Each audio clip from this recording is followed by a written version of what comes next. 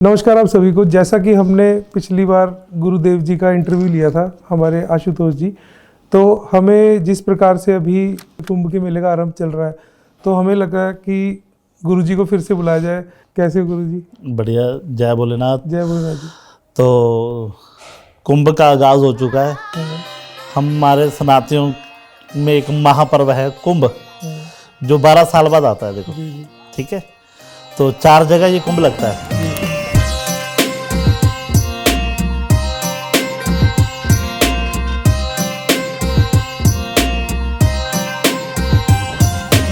हरिद्वार, नासिक, उज्जैन और प्रयागराज।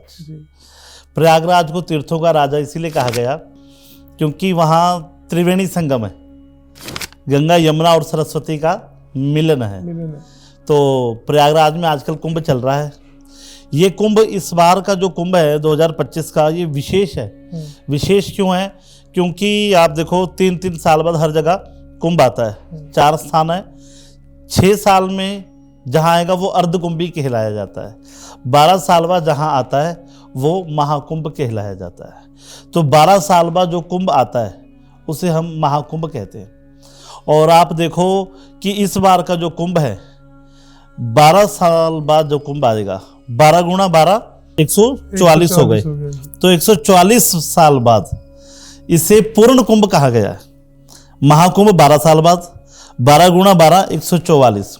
144 साल बाद ये पूर्ण कुंभ होने जा रहा है।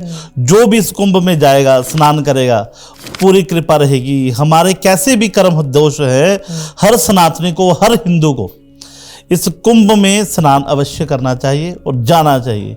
ये दिन बड़े विशेष हुए। हम सब सनातनियों के लिए ये कुंभ के जो दिन है बड़े विशेष दिन चल रहे हैं। तो सबको स्नान करने के लिए जाना चाहिए। आपकी पॉडकास्ट के माध्यम से जो लोग भी श्रवण करेंगे, क्योंकि इसकी महिमा ही अलग है। तो जो जैसी जिसकी इच्छा, जैसा भाव लेके इस त्रिवेणी संगम में जो नहाएगा, तीर्थों का राजा प्रयागराज उस पे कृपा करेगा। और सब देवी देवता, किन्नर, गंधर्व, देव, यक्ष, यक्षिनिया, भूत, प्रेत, सब जो है इस महाकुंभ में आते हैं। और सब जो है अपने अपने इष्ट का ध्यान करके यहाँ डुबकी लगाते हैं। देखो, मंत्र करने वाला भी आएगा, तंत्र करने वाला भी आएगा, नाम जपने वाला भी आएगा, साधु भी आएगा, सन्यासी भी आएगा, विरागी भी आएगा। ठीक है। तो सब आएंगे इस महाकुंभ में। ये वो महाकुंभ है। तो हम सब सनातनियों को यहाँ जाना चाहिए।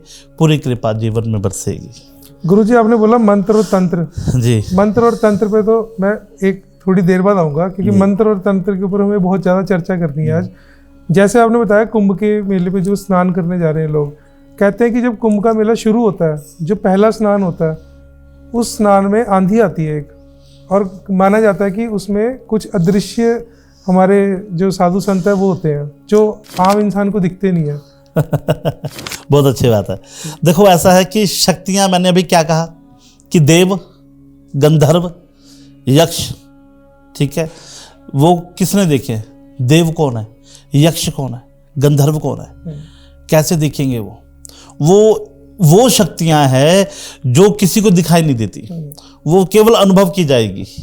जो वहां जाएगा, कुंभ में वो स्नान करने आती है।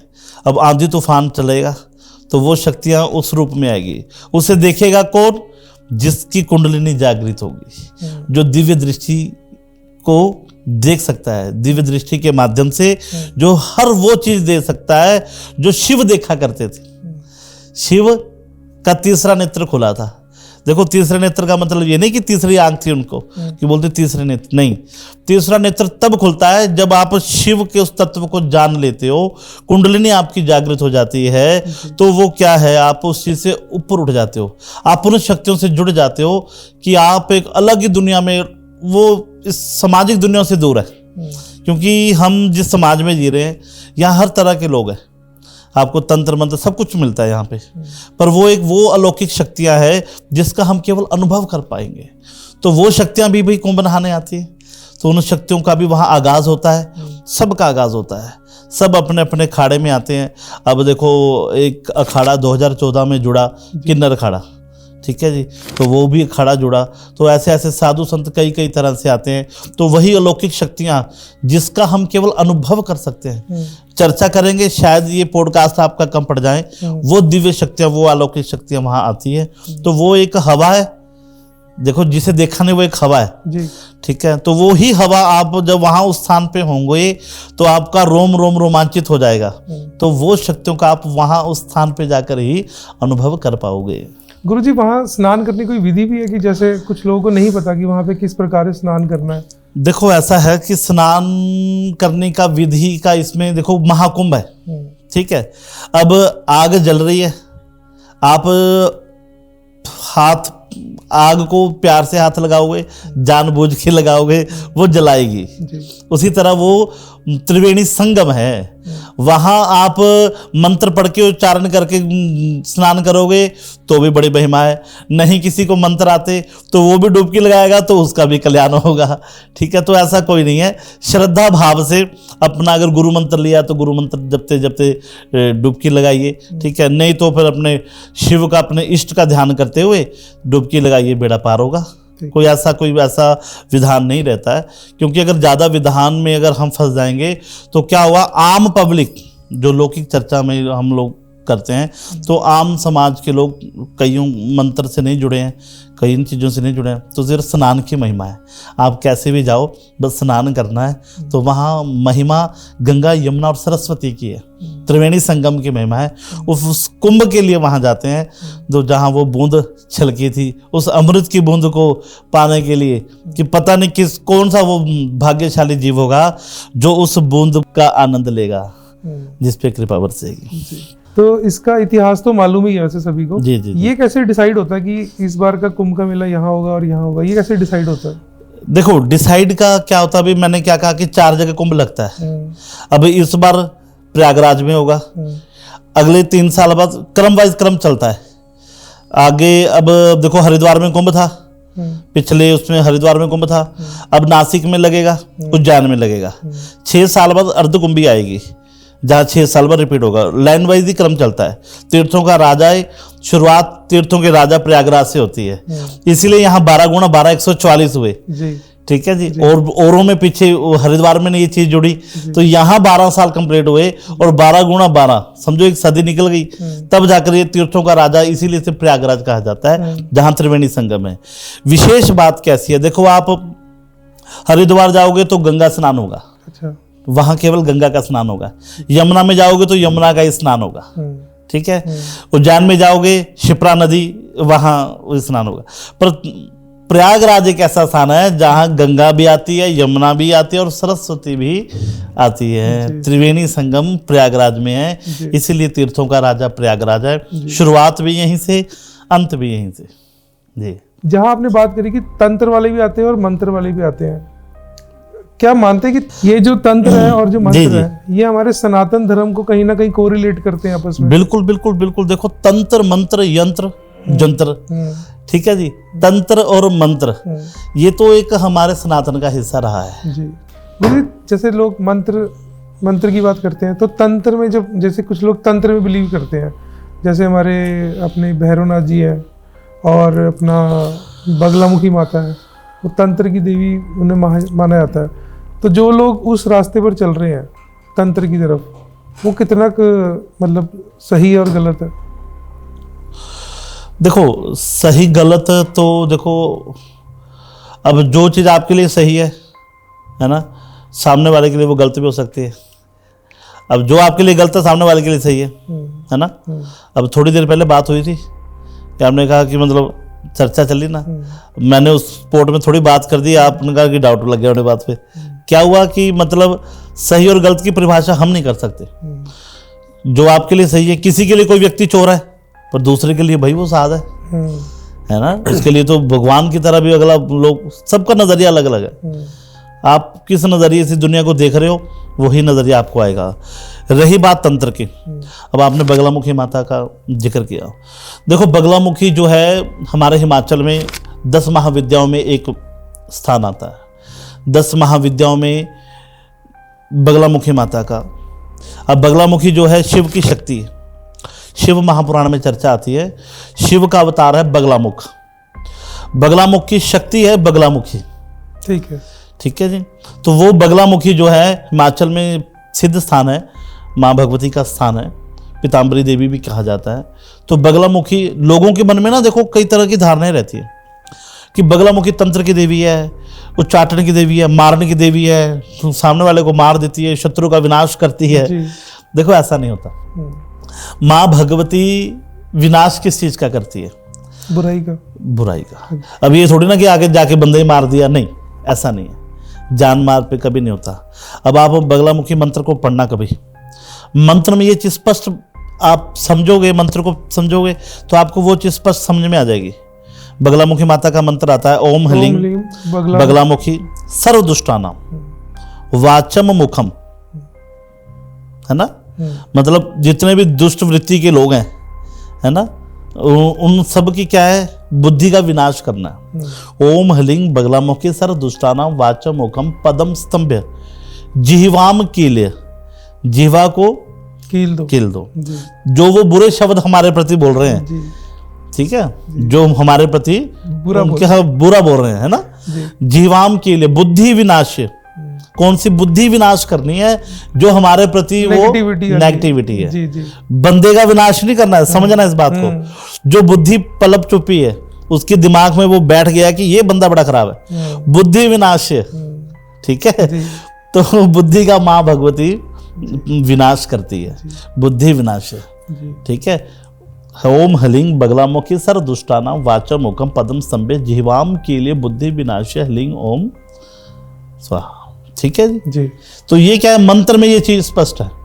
तो लोगों के दिमाग में रहता है जी ये है वो है, नहीं, ऐसा नहीं। माँ भगवती 10 महाविद्याओं में से एक विद्या है बगलामुखी।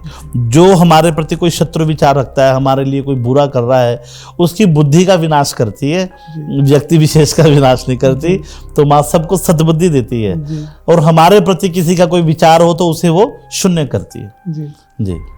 एक और मंदिर है जी, बहुत प्रचलित है, कामाख्या देवी कहते हैं। वहाँ विराट कोहली भी और जो अपने अंबानी के पूरी फैमिली वहाँ माथा टेकने जाती है। उनके उस मंदिर के बारे में बताइए। बड़ी अच्छी बात है। देखो ऐसा है कि कामाख्या भी 10 महाविद्याओं में से एक विद्या है। ठीक है जी। 10 महाविद्याओं में से एक नाम आता है कामाख्या देवी का। तो ये थोड़ी चर्चा मैं आपको विस्तार से सुनाता हूँ। देखो हमारे भारत में क्या है कि 51 शक्तिपीठ, 51 शक्तिपीठ हैं और 12 ज्योतिर्लिंग है, 7 पुरी है, 4 धाम है। ठीक है। अब ये 51 शक्तिपीठों में से एक शक्तिपीठ है कामाख्या देवी। दक्ष, शिव और सती का विवाह हुआ। दक्ष की पुत्री है सती। जब विवाह हुआ तो अब दक्ष का विरोध हुआ भोले बाबा से। ठीक है जी। अब ये सम्मान चाहता था, प्रजेताओं ने यज्ञ करवाया, उसे यज्ञ में सब आए, पर दक्ष थोड़ा देरी से आया, क्योंकि प्रजापति जब आपको सम्मान मिल जाता है, आप थोड़ा से उच्च पद पे आ जाते हैं, तो अभिमान आना स्वाभाविक है जी, आ ही जाता है। तो अब शिव तो एक ऐसे हैं कि जो अभिमान को तो चाहते ही नहीं, और उनके भक्तों में अभिमान आ जाए ये तो शिव चाहते ही नहीं। अब दक्ष ने क्या किया, तब देरी से गया तो शिव वहाँ बैठे थे, विराजमान थे। जब गए तो वहाँ सबने स्वागत किया। अब शिव मुख्य आसन पर विराजमान थे, शिव नहीं उठे। अब उसे लगा ये तो जवाई है, पुत्री दे रखी है, इसको तो उठ के वंदन करना चाहिए, पर शिव ने वंदन नहीं किया। अब मन में क्या आया कि ये तो जवाई है, क्योंकि सम्मान चाहता था ना। देखो आपका अपमान अपने आप हो जाएगा जब आप सम्मान चाहते हो। दिन के बाद रात है, रात के बाद दिन है, सम्मान के बाद अपमान है। तो क्या वो आपका अपमान हुआ नहीं, पर आपने समझ लिया कि मेरा अपमान किया। अब मन में क्रोध आया। देखो वही बात आ गई, काम क्रोध। अब मन में जब क्रोध आया तो उस क्रोध को उसने पूरा करने के लिए क्या किया कि हरिद्वार कनखल में यज्ञ करवाया। सब देवी देवता बुलाए, पर अपनी बेटी को नहीं बुलाया, सती नहीं आई।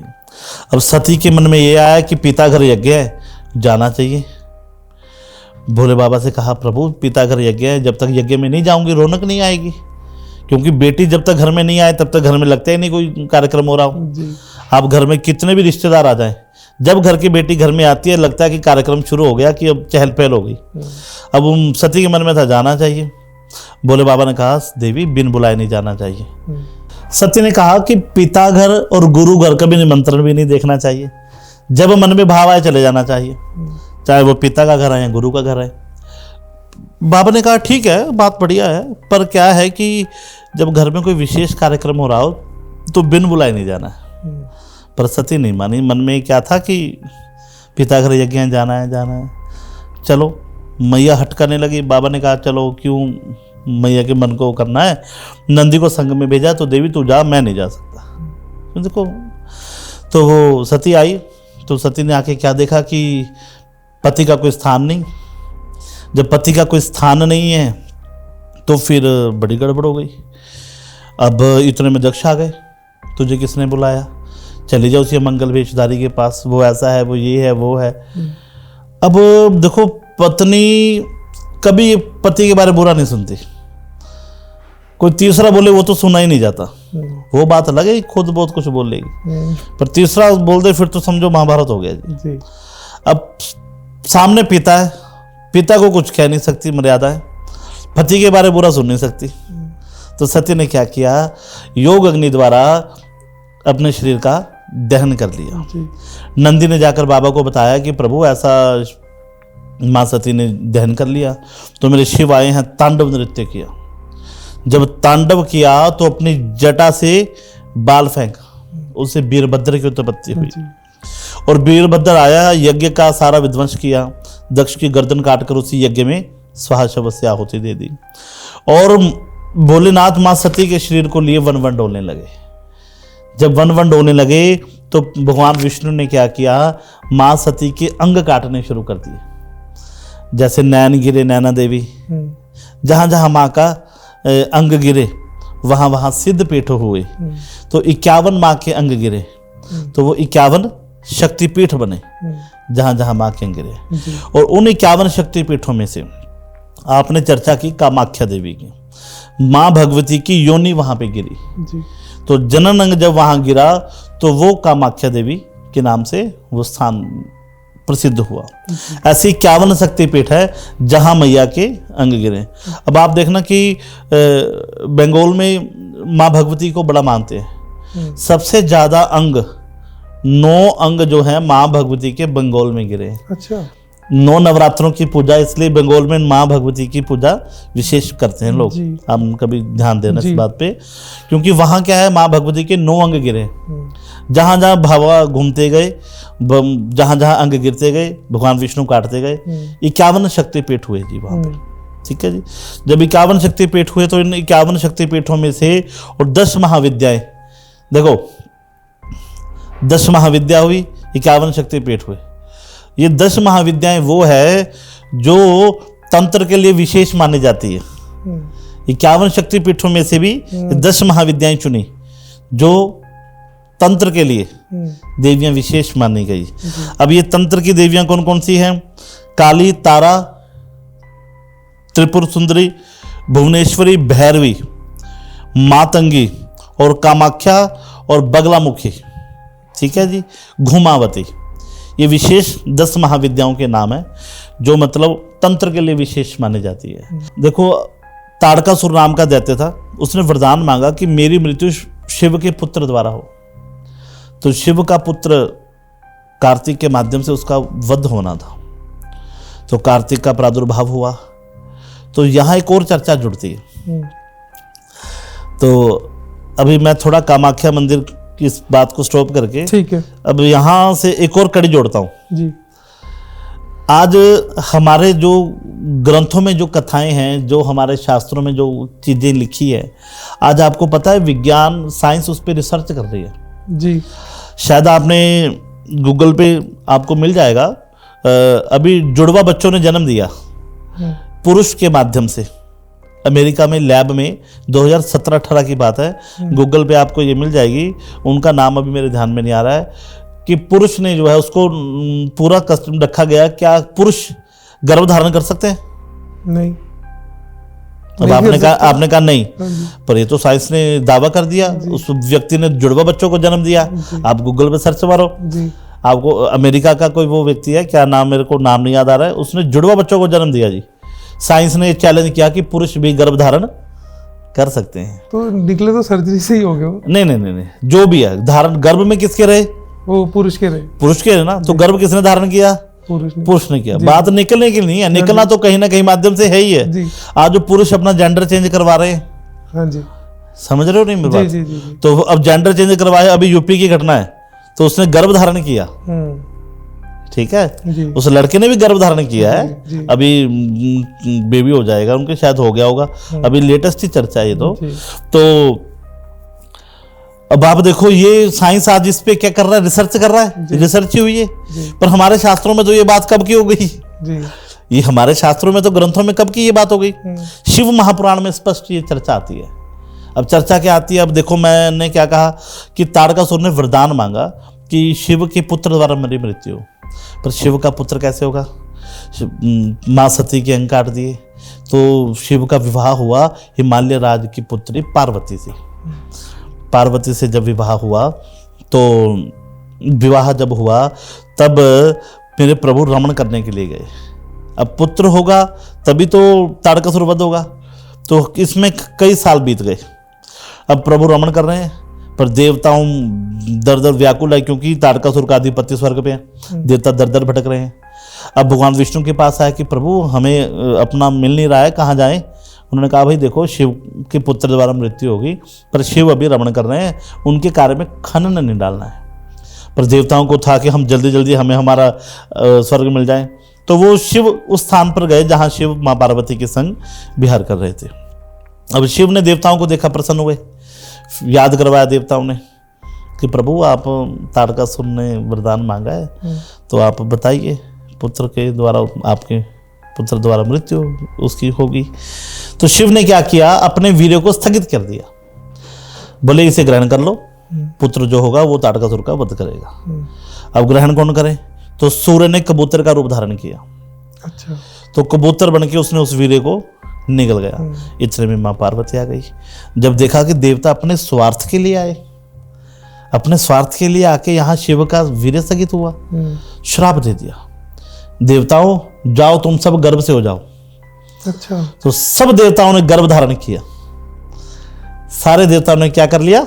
गर्भ धारण। ये बात हमारे शिव महापुराण में स्पष्ट लिखी हुई है, और आज साइंस उस चीज पे रिसर्च कर रहा है कि आप पुरुष गर्भ धारण कर सकते हैं। सब देवताओं ने गर्भ धारण कर लिया, और कबूतर ने बाबा का वीर्य निगला था, कबूतर को भी श्राप दे दिया, तू भी आज से सर्वभक्षी हो जा। कबूतर भी सर्वभक्षी है, सब कुछ खाता है, पर ज्यादा देर बाबा के तेज को वो सहन नहीं कर पाया, तो उसने क्या किया, जाके वो गंगा में वीर्य स्थगित कर दिया। गंगा भी शिव के इस तेज को सहन नहीं कर पाई, तो क्या किया, गंगा ने सप्तऋषियों की पत्नियां सुबह स्नान करने गई, तो वो वीर्य उनके स्थगित कर दिया। अब सप्तऋषियों ने देखा देवियां गर्भ से हैं, उन्होंने उनका त्याग कर दिया। अब कृतिक पर्वत पर जाकर के इन्होंने उस गर्भ को वहां स्थगित किया, छोटे छोटे पिंड बने, तो वहां उस पिंड को जोड़ा गया। कृतिक पर्वत पर एक छोटा से बालक का जन्म हुआ। कृतिक पर्वत पर बालक का जन्म होने से नाम पड़ा है कार्तिक। अच्छा। अब देवताओं ने गर्भ धारण किया हुआ है जी, अब क्या करें, कहाँ जाए? विष्णु जी के पास गए, भाई बोले भाई अपना तो मैटर नहीं है, तुम लोगों ने गलती की, अब श्राप भी अब वही जाके निपटारा होगा। शिव के पास आए, क्षमा मांगी, प्रभु अब बताइए क्या करें? प्रभु बोले कोई बात नहीं, हो जाती है अक्सर गलतियां, आप ऐसा करो वोमिटिंग के माध्यम से इस गर्भ को स्थगित कर दो। तब देवता जाके अपने स्वरूप में आए हैं, वरना बोलते हम तो ना कहीं दिखाने, लोग शक्ल दिखाने लायक, ना कुछ दिखाने लायक। तो देखो ये तो हमारे शास्त्रों की चर्चा है, हमारे सनातन में बड़ा कुछ है जी, बड़ा कुछ है जी।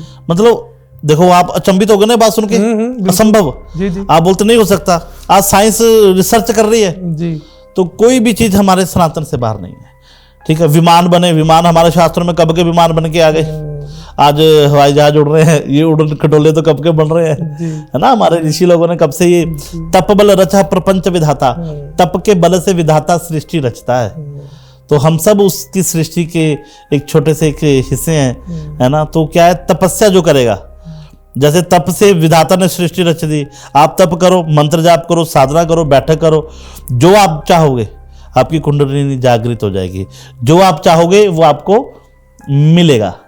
बात आई, अब चलते हैं कामाख्या देवी पे। जी तो अब शिव के 51 शक्तिपीठों में से एक शक्तिपीठ है कामाख्या जी, जहां माँ का, अब देखो शिव जब समाधि चले गए सती के, उसके बाद शिव समाधि चले गए, उधर तारकासुर ने क्या कर दिया, अत्याचार कर दिया।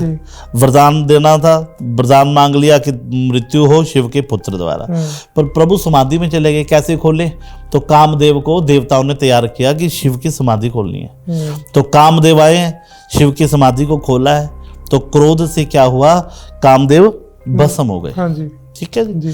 जब कामदेव भस्म हो गए तो रति आई कि भाई बिना पति के मेरा जीवन भी व्यर्थ है, क्या कामदेव जी करूं? की बीवी, पत्नी। हाँ जी।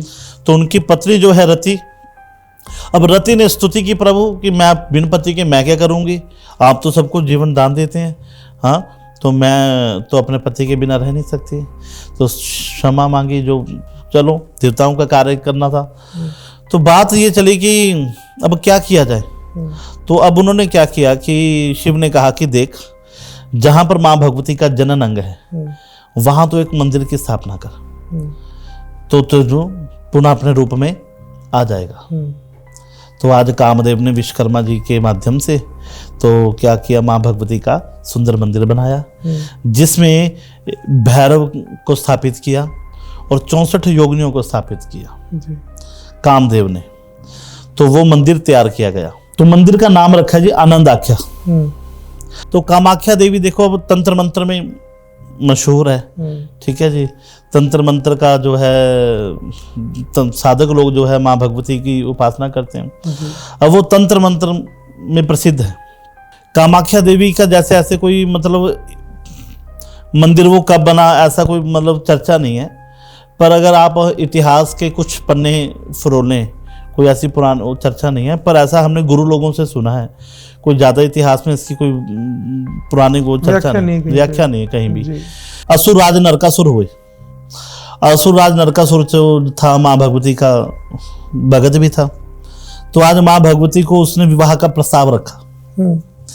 जब विवाह का प्रस्ताव रखा मैया ने स्वीकार कर लिया, पर शर्त रखी कि नीलांचन पर्वत तक एक रात में जो तू सीढ़ियां बना देगा सुबह मुर्गे की वांग से पहले पहले, तो मैं तुझसे शादी करूंगी।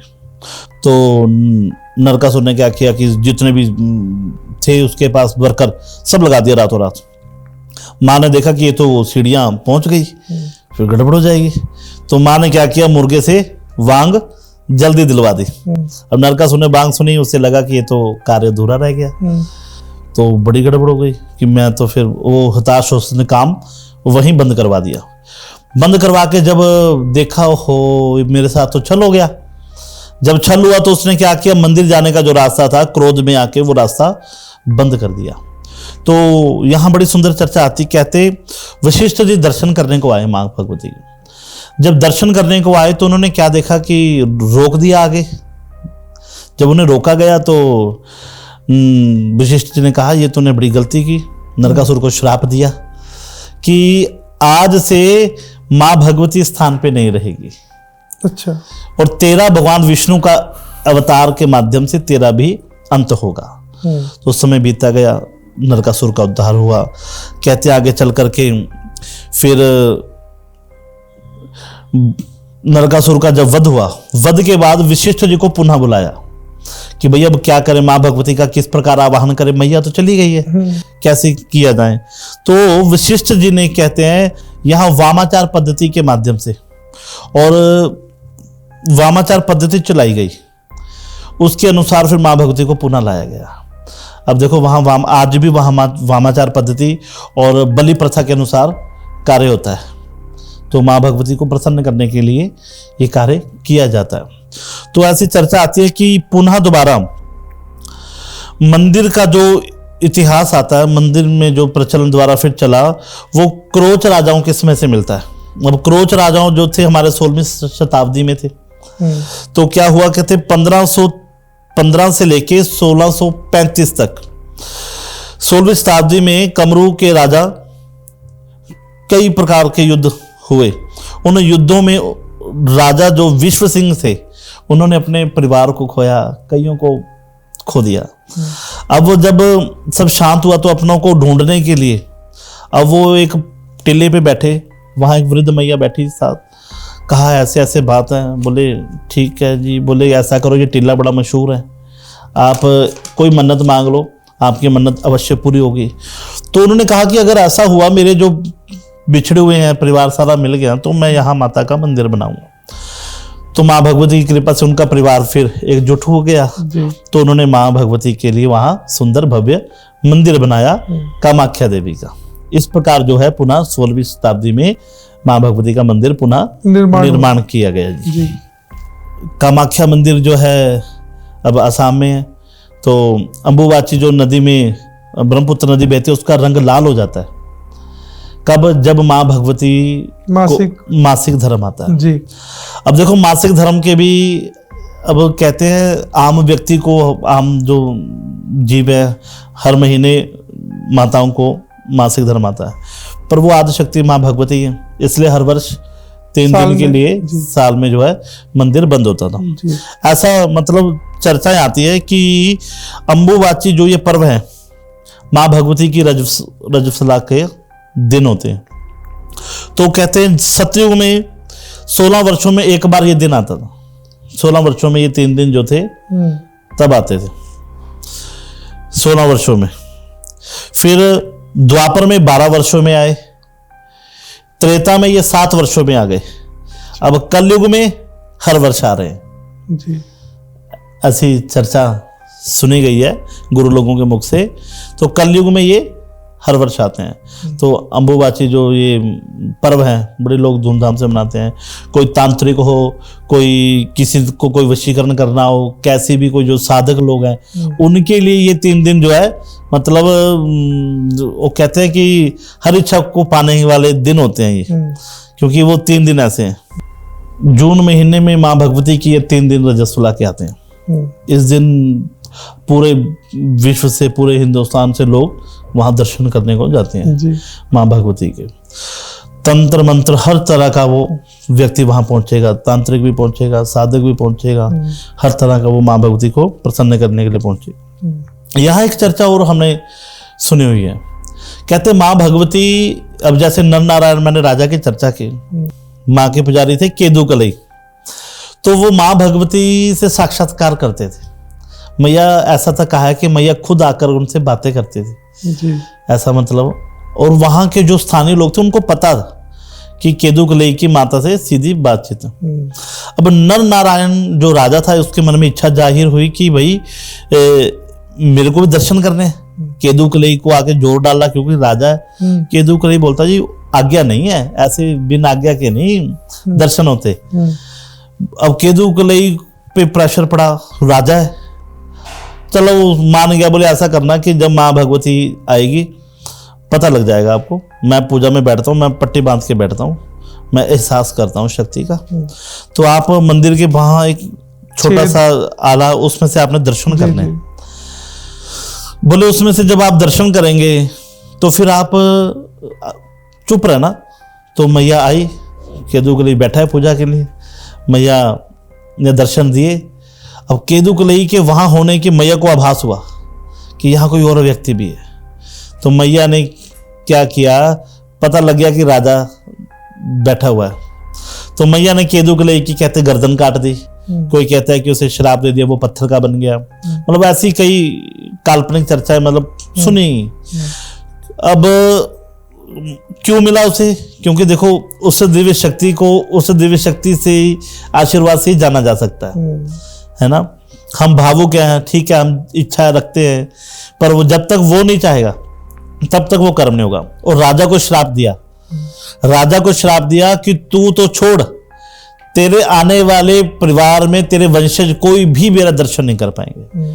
आज भी उस परिवार के लोग उस स्थान से जब गुजरते हैं तो मंदिर की तरफ मुख नहीं करते, उल्टा मुख करके वहां से निकल जाते हैं। वो कहते हैं कि वो कुछ कपड़ा भी लेके चलते हैं साथ में, ताकि गलती से भी कहीं उस दर दृष्टि ना पड़ जाए, क्योंकि माँ भगवती का श्राप था जी जी, है ना। तो ये बातें होती हैं। वो कामाख्या सिद्ध पीठ है, ठीक है जी। जो आपकी जैसी इच्छा भावना है वहां पूरी होती है।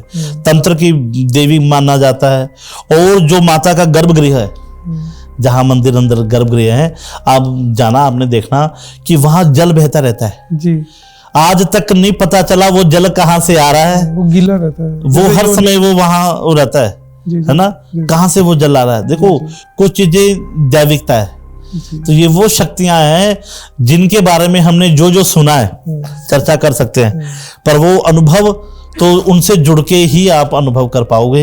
ये वो शक्तियां हैं। कई लोग जुड़े हुए हैं, माँ भगवती का नाम जपते हैं, जप तप करते हैं, तो क्या है कि वो लोग अनुभव करते हैं, अनुभव कर सकते हैं। कहते हैं कि वो जैसे यूनी गीली रहती है ना जी, मतलब हमारे जो प्राइवेट पार्ट्स होते हैं उसी प्रकार वो पार्ट वहां पर गीला रहता है। बस बस बस वही कारण है। देखो अब यही वो कहाँ से धरती से कहाँ से जला, वही दैविकता है जी। ठीक है ना। तो बस यही तो चीजें हैं जी। तो ये चीजें जो है देखो तंत्र वालों के लिए, मंत्र वालों के लिए, जप वालों के लिए ये वो अलौकिक शक्तियां हैं जिसका बस अनुभव किया जाता है, जिसके आगे बोलते बात खत्म, अब इसके आगे कोई बात नहीं होती। वो चीजें हैं, ये वो हमारी देवियां हैं, देवी देवताएं हैं। हमारे भारत की जो भूमि है ये देवी देवताओं से, उस अपार शक्तियों से घिरी हुई है। गुरुजी जैसे मैं माता बगलामुखी को मानता हूँ, तो मैंने एक चीज सच में अपने अनुभव से फील करी है कि वहाँ पे ना जैसे भगवान को आप मानते हैं, जैसे शिव जी भगवान, दुर्गा माता, यहाँ पे गलती शायद थोड़ी बहुत माफ हो जाती है, लेकिन अगर आपने गलती करी, आप मान रहे हो और आपने गलती करी, तो वहीं पर ही दंड है। देखो मैंने आपको क्या कहा कि हमारे यहाँ कुछ मंत्र ऐसे हैं, कुछ देवी देवता ऐसे हैं कि जहाँ केवल भाव देखा जाता है कि जी बस मंत्रहीनम क्रियाहीनम भक्तिहीनम सुरेश्वरा यत पूजितम मया देवा परिपूर्ण तदस्तु। आवाहनम ना जानामि विसर्जनम पूजाम चैव ना जानामि क्षम्यताम परमेश्वरा। ना मैं मंत्र जानता हूँ, ना मैं तंत्र जानता हूँ, ठीक है जी, मैं कुछ भी नहीं जानता, स्पष्ट कर दिया। आवाहनम ना जानामि, ना मैं तेरा आवाहन जानता हूँ, ना मैं तेरी विधि जानता हूँ, बस जो भी है जैसा भी है स्वीकार करो मैया। वो हो गया भाव जगत, जहां हम देवी देवताओं को आराधते हैं। एक जब मैंने अभी दुर्गा सप्तशती की बात की, वहां भाव नहीं देखा जाता, वहां शब्द का उच्चारण देखा जाता है। अगर आपने उच्चारण गलत कर दिया तो फिर तांडव ही होता है। शक्ति है ना, फिर वो शक्ति अपना रूप दिखाती है। इसीलिए कहते हैं कि उतनी छेड़छाड़ करो, आप उतना ही कार्य करो जितना आप, बस आप लोगों के माध्यम से मैं केवल सामाजिक लोगों को एक ही चर्चा करूंगा कि देवी देवताओं से अगर आपको लगता है कि हम कईयों के भाव होते हैं कि हम ये करें नहीं, उतना कार्य करो जो केवल भाव जगत में आपको ले जाए, परमात्मा से आपको जोड़े। उन शक्तियों का आप जब अनुभव करने लग जाओगे तो वहां गलती की गुंजाइश नहीं है। फिर वो गलतियां क्या है, हमारी पीढ़ी दर पीढ़ी तक भी भुगतनी पड़ती है। इसलिए ऐसी कोई क्रिया ना करें, ऐसा कोई यंत्र मंत्र तंत्र ना करें जिसका नुकसान आपको हो और आपकी वजह से आपके आने वाले वंशज को भुगतना पड़े। इसलिए बहुत सी ऐसी चीजें, जैसे साधारण कार्य करिए, साधारण मंत्र पढ़िए, साधारण काम करिए, जिससे आपका भी कल्याण हो, सामने वाले का भी कल्याण हो। आप जहां बैठे हो आप एक ऐसा औरा बना दो कि आपके आसपास बैठने वालों का भी कल्याण हो। ये केवल भाव जगत में हो सकता है। अगर आप तंत्र में जाओगे तो तांत्रिक व्यक्ति का एक और ही अलग होता है जी। आप उन शक्तियों की, वो तंत्र क्या है, उन शक्तियों से, क्योंकि तंत्र के साथ नेगेटिव और पॉजिटिव दोनों इकट्ठी चलती है, नेगेटिव और पॉजिटिव दोनों इकट्ठी चलेगी। बस उतना ही कार्य करें जितना आप कर पाए जी। अच्छा ही कार्य करिए और अच्छा ही आपको फल मिले। भगवान आप सबको सद्बुद्धि दे। ठीक है जी। गुरुजी जाने से पहले थोड़ी सी बातें और करेंगे जी जी जी। जैसे मान लो कि कई बड़े बड़े सेलिब्रिटीज हैं, बड़े बड़े बिजनेसमैन हैं, वो किसी मंदिर में पर्टिकुलर माथा टेकने जाते हैं, तो हम आम जनता की भी वही एक दृष्टि बन जाती है कि हम भी यहाँ मत्था टेकेंगे तो हमारा भी कुछ ना कुछ बंटाधार हो जाएगा। कहीं ना कहीं हर किसी को अपना काम अच्छा करना है और सबने आगे बढ़ना है ना, तो ऐसा क्या हो सकता है कि जिससे काम धंधा थोड़ा बढ़िया हो जाए? बहुत बढ़िया, बहुत अच्छा क्वेश्चन किया आपने। देखो अभी हम सेलिब्रिटी को देख के चलेंगे ना तो काम नहीं हो पाएगा। हमें अगर कृपा लेनी है, अपने कार्य को आगे बढ़ाना है, किसी भी कार्य में, जो भी हम कार्य करते हैं। अगर आपको नेम चाहिए, फेम चाहिए, कार्य में तरक्की चाहिए, घर में बरकत चाहिए, तो फिर सेलिब्रिटियों को नहीं देखना है हमने कि वो सेलिब्रिटी फलानी जगह गया था जी, हाँ जी मैं भी जाऊंगा, नहीं, ऐसा नहीं होगा। हमें कभी भी मान्यता करनी है पहले अपने कुल देवता, अपने कुल देवी, ठीक है जी, इनसे बाहर नहीं जाना है। आप तीसरी जगह जाओ, नो डाउट, क्योंकि हमारा सनातन हर जगह हमें नतमस्तक होना सिखाता है। आप दुनिया घूमो, तीर्थों पे जाओ, कोई दिक्कत नहीं है, सिद्ध महापुरुषों के पास जाओ, कोई आपत्ति नहीं है। पर जब भी कृपा आएगी ना, तो अपने कुल देवता, अपनी कुल देवी, जो हमारे कुल को तारते आ रहे हैं, कृपा हमेशा अपनों से आती है। तो इसलिए इधर उधर जाने से कुछ नहीं होगा। कृपा जब भी चाहिए तो अपने ही कृपा करेंगे, अपनी कुल देवी, अपना कुल देवता, इन्हीं से ही कृपा आएगी। ये बात आप दिमाग में बिठा लीजिए। और आपके पॉडकास्ट के माध्यम से जो भी श्रवण कर रहा है, हमें हमारे कुल देवी कौन है, हमारे कुल देवता, लोगों को ये पता ही नहीं है कहीं। तो हमारे कुल का जो मतलब हमारे बुजुर्ग पूर्वज मानते आ रहे हैं, हमें उससे बाहर नहीं जाना है। अगर मान लो किसी को पता ही नहीं कि मेरे बुजुर्ग किसको मानते थे, कि कहीं भूल चूक हो जाती है, कई लोगों को मालूम ही नहीं होता नहीं कि उनके बड़े कौन है। तो देखो ऐसा है कि एक ये भी एक टॉपिक अलग है। परिवार में अगर आप किसी भी चीज को मान रहे हो, तो आपके बुजुर्ग कहीं तो माथा टेकते हैं, किसी देवता को तो मानते हो, शिव को मानते हो, कृष्ण को मानते हो, राम को मानते हो। तो हमें क्या है, उन्हीं को मानना है, क्योंकि जिन एनर्जी से आप जुड़े हुए हो ना, जो एनर्जी आपके पीछे से चली आ रही है, उस एनर्जी को आप जपोगे, वो जल्दी कनेक्ट हो पाओगे। तीसरी जगह जाओगे, अलग भटक जाओगे, फिर उलझ जाओगे। इसलिए कहते हैं अपने ही कुल देवी, जो हमारे कुल पे कृपा करती आ रही है, अपने ही देवी देवता कृपा करते हैं। अगर आपको अपना नेम फेम बढ़ाना है, तो अपनों से बाहर नहीं जाना है। ठीक है जी, ठीक है गुरुजी। जैसे पितृ दोष होता है, जी जी, कई लोग होते हैं जिनकी वो मेहनत भी करते हैं, अपने रिलेशनशिप को भी अच्छा रखना चाहते हैं, तो कहीं ना कहीं ये पितृ भी बाधा डालते हैं। अब पितृ दोष के कारण आपका काम नहीं चल पाएगा। सोचा हमने कुछ हो रहा है, हो कुछ हो ही रहा है लाइफ में, वंश वृद्धि नहीं हो पा रही है। ठीक है जी, मतलब ये कहीं ना कहीं पितृदोष का रिलेटिव ये चीजें आ जाती है। अब देखो, वास्तु में वेस्ट और साउथ का जो कोना है आपका, ये पितृ कोण है। ठीक है जी, ये राहु और शनि को प्रेजेंट करते हैं, ये जो कोना है। तो अगर ये आपका कोना अच्छा है, तो समझो आपके पितृ अच्छे हैं। ठीक है जी, तो हमें क्या करना है, वास्तु के अकॉर्डिंग इसकी चर्चा करते हैं। यहाँ एक आपने पीली टेप लगानी है वेस्ट और साउथ में। ठीक है जी, पीली टेप कैसे? पीली टेप मिल जाती है प्लास्टिक की, पीली टेप लगा दो। ठीक है, या पीला बल्ब लगा दो, पीला बल्ब लगा दो। उससे क्या होगा कि आपका सर्कल घूम जाएगा, क्योंकि वो पितृ कोना है, नैतित्य कोना है, पितृ कोना है, उससे हमें येलो टेप लगानी है। या फिर हनुमान जी की फोटो लगा दो। ठीक है, ठीक है जी, सबसे बड़ा उपाय है वास्तु में, ये एक बड़ा कारगर उपाय सिद्ध होता है।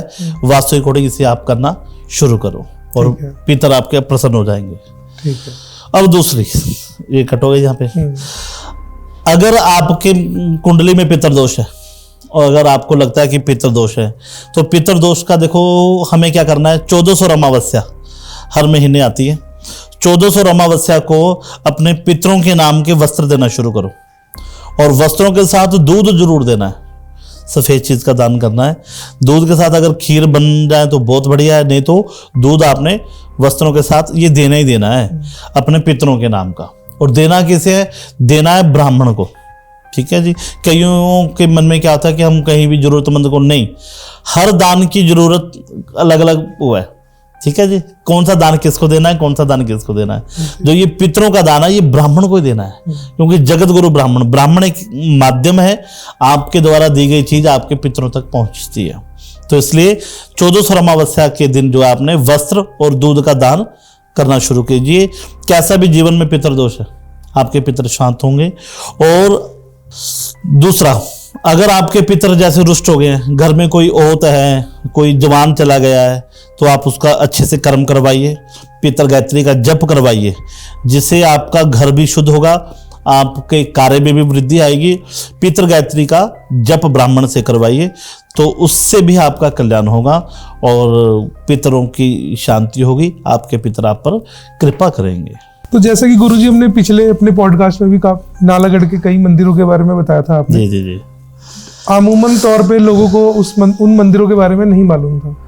बट आपने जो बताया तो हमें कई लोगों के मैसेजेस भी आए कि कई लोग गए भी हैं वहाँ पे।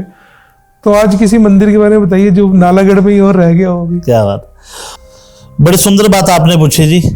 बात ये है कि अभी देखो हमारे नालागढ़ से 18 किलोमीटर दूर मितिया मंदिर है, मितिया माता का मंदिर है। देखो मितिया बेसिकली गांव का नाम है, कहते हैं 51 शक्ति पीठों में से। अभी मैंने चर्चा की थी आपसे, माँ भगवती का वहां ऐसा नाक गिरा हुआ है, ऐसा वहां जो पिंडी का स्वरूप है, आप पिंडी का स्वरूप देखना कि वहां आपको माता के नाक की आकार दिखेगा। पर अभी नामकरण नहीं हुआ है तो गांव के नाम से ही मैया को जाना जाता है। तो दूर दूर से श्रद्धालु आते हैं, कई लोगों की कुलजा है, ऐसा सिद्धपीठ है। मेरा अपना अनुभव है उस मंदिर का।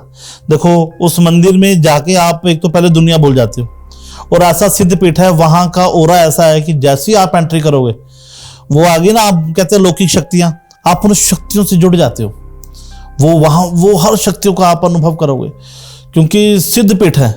सिद्धपीठ का एक अपना ही भाव होता है, एक अपना ही मतलब वहाँ का एक ओरा होता है। माँ भगवती साक्षात रहती है, और कुल देवी है, लोगों की कुलजा भी है, जिसे मित्या देवी कहते हैं। पर अभी माँ का नामकरण नहीं हुआ है, गांव के नाम से ही मैया की पहचान है।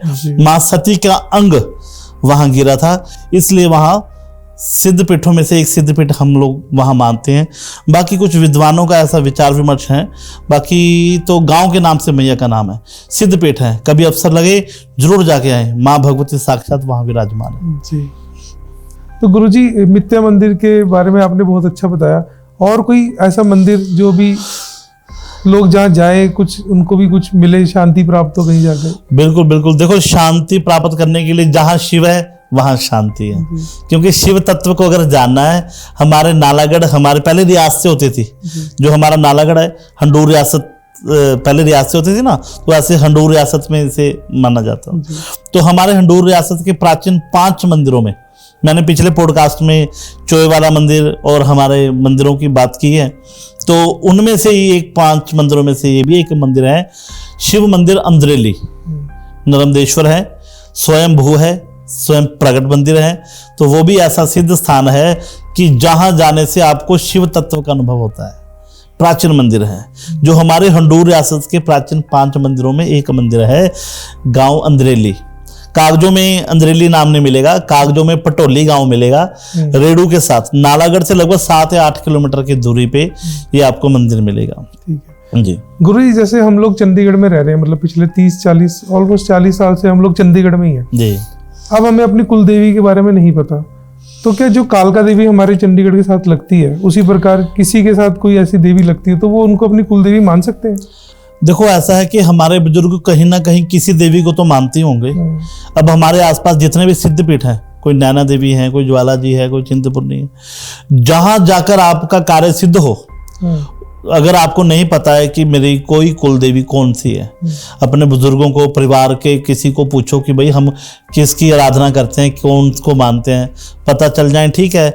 वरना जो आपके पास जो सिद्धपीठ है, आप उसे नतमस्तक होके उससे आप अपनी साधना सेवा उनकी कर सकते हो, और उससे आप अपने जीवन में माँ भगवती का आशीर्वाद प्राप्त कर सकते हो। ठीक है जी। एक गुरुजी जाने से पहले एक मंत्र आप बता दीजिए, कोई मंत्र कोई ऐसा बता दीजिए जिससे मन की शांति हो जाए, सुबह जब तक के लोग अपना निकले सारे कार्य भी ठीक ठाक रहे। और थोड़ा सा उसके बारे में बताइए, कोई ऐसा मंत्र जिससे लोगों का थोड़ा कार्य विधि अच्छी हो जाए। देखो ऐसा है कि अभी हमने शिव तत्व की चर्चा की, ठीक है जी। कोई भी मंत्र जब आपने जपना है, पहले तो मंत्र कोई भी मंत्र ऐसे हमें जपना ही नहीं है, ठीक है जी। पहले भी जो भी मंत्र जपना है गुरु के होके ही जपना है। तो आप गुरु किसी अच्छे गुरु से दीक्षित होइए, और गुरु के माध्यम से मंत्र लिया जाता है। आजकल एक ट्रेंड चला है कि जो देखा वही मंत्र दे रहा है, नहीं, ऐसे मंत्र नहीं दिए जाते। जब आप गुरुमुखी हो जाओगे, किसी के होकर के जीवन जियोगे, तब वो आपको मंत्र देंगे। तब फिर व्यक्ति अकेला नहीं होता, क्योंकि गुरु बिना ज्ञान नहीं, गुरु के बिना कुछ भी नहीं है। किसी के होकर चलोगे, उनसे आपको मंत्र मिलेगा, वही मंत्र आपको जीवन भर रहेगा, उसी मंत्र से आपकी हर इच्छा पूरी होगी। बात यह है कि गुरु के होना पड़ेगा, गुरु के होकर के जो गुरु मंत्र मिलेगा वही गुरु मंत्र आपका कल्याण करेगा। बस गुरु के बन जाओ, बेड़ा पार हो जाएगा। गुरु जी, आपसे एक और पॉडकास्ट करेंगे हम लोग, बिल्कुल वो करेंगे जादू टोने के बारे में, ठीक है। क्योंकि बहुत से लोग ऐसे हैं जिनके साथ जो उस प्रोसेस से गुजर रहे हैं, जी। किसी के साथ हुआ है या शायद कोई करना चाहता है, जैसे भी है, ठीक ठीक कुछ सफलता पाने के लिए। तो अगले पॉडकास्ट में हम जादू टोने की बात करेंगे। जी जी जी तो अभी के लिए हम इजाज़त लेते हैं। ठीक है जी, बिल्कुल। ठीक है जी, ये जय था हमारा भोलेनाथ। पॉडकास्ट और ये थे हमारे गुरुजी, और बहुत अच्छा लगा इनसे बात करके। अगर आपको हमारा चैनल अच्छा लगता है तो नीचे ज़रूर कमेंट कीजिएगा इस वीडियो के ऊपर, और हमारा चैनल ज़रूर सब्सक्राइब कीजिएगा। और अगर आपको कुछ भी सवाल गुरुजी से पूछने हैं तो आप इनके इंस्टाग्राम पे भी जाके पूछ सकते हैं, या इनके यूट्यूब चैनल पे भी जाके पूछ सकते हैं, और नीचे कमेंट भी कर सकते हैं। जो नेक्स्ट सेशन हम करेंगे तो हम आपके सवाल ज़रूर उनसे पूछेंगे। जय भोलेनाथ जी। जय भोलेनाथ, जय माता दी।